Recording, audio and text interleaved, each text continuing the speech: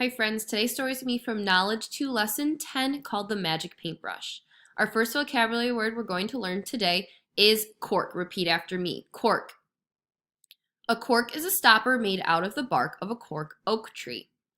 Our second vocabulary word is praise. Say praise. Praise is congratulations or compliments on a job well done. And our last vocabulary word is scowl. Say scowl. Scowl is a look of anger or disapproval. Today's story is going to be another folk tale. Now remember, folk tales are stories that were told long, long ago and have been told over and over again. Once upon a time, long ago, in the land of China, there lived a poor boy named Mo Ling. To help earn money for his family, Mo Ling gathered bundles of firewood to sell. But what he really wanted to do, more than anything else in the world, was paint. Mo Ling was so poor, however, that he could not even buy a single paintbrush. One day, as Mo Ling passed by the village school, he saw the children painting pictures. "Please, sir," said Mo Ling to the teacher, "I would like to paint, but I have no brush. Will you loan me one?" "What?" cried the teacher. "You are only a little boy who sells firewood. Go away." "I may be poor," said Mo Ling, "but I will learn to paint." The next time he went to gather firewood, Mo Ling used a twig to draw birds on the ground. When he came to a stream, he dipped his hand in the water and used his wet finger to draw a fish on the rocks. That night, he used a piece of burned wood to draw animals and flowers. Every day, Mo Ling found time to make more pictures. People began to notice. "How lifelike those boys' pictures look," they said. "That bird he drew looks as though it's ready to fly away." "You can almost hear it sing," said another.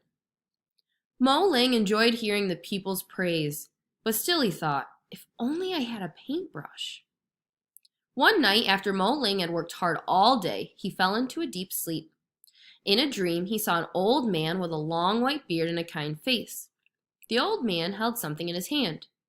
"Take this," he said to Mo Ling. "It's a magic paintbrush. Use it with care."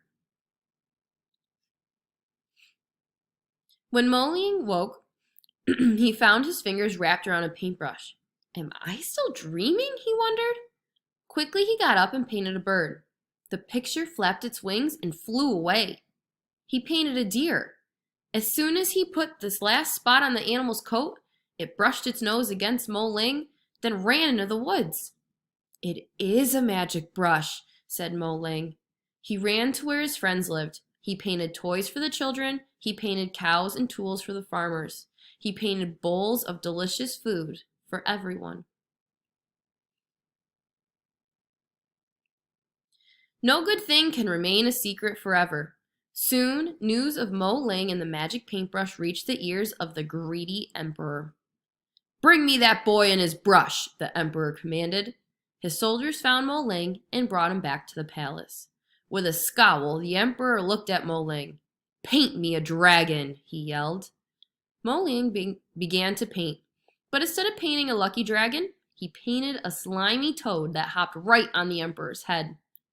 "Disobedient boy," said the emperor, "you will regret that." He grabbed the magic paintbrush and ordered his soldiers to throw Mo Ling in jail. When the emperor called for his royal painter, he said, "Take this brush and paint me a mountain of gold." But when the royal painter finished the picture, all of the gold turned into rocks. "So," said the emperor, "this brush will only work for the boy. Bring him to me." Mo Ling was brought to the emperor. "If you will paint for me," said the emperor, "I will give you gold and silver, fine clothes, a new house, and all the food and drink you want." Mo Ling pretended to agree. "What do you want me to paint?" he asked. "Paint me a tree that has gold coins for leaves," said the emperor, with greed in his eyes. Mo Ling took the paintbrush and began to paint. He painted many blue waves, and soon the emperor saw an ocean before him. "That is not what I told you to paint," he barked. But Mo Ling just kept painting. In the ocean, he painted an island, and on that island, he painted a tree with gold coins for leaves.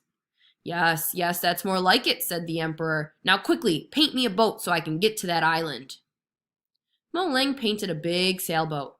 The emperor went on board with many of his highest officials. Mo Ling painted a few lines and a gentle breeze began to blow.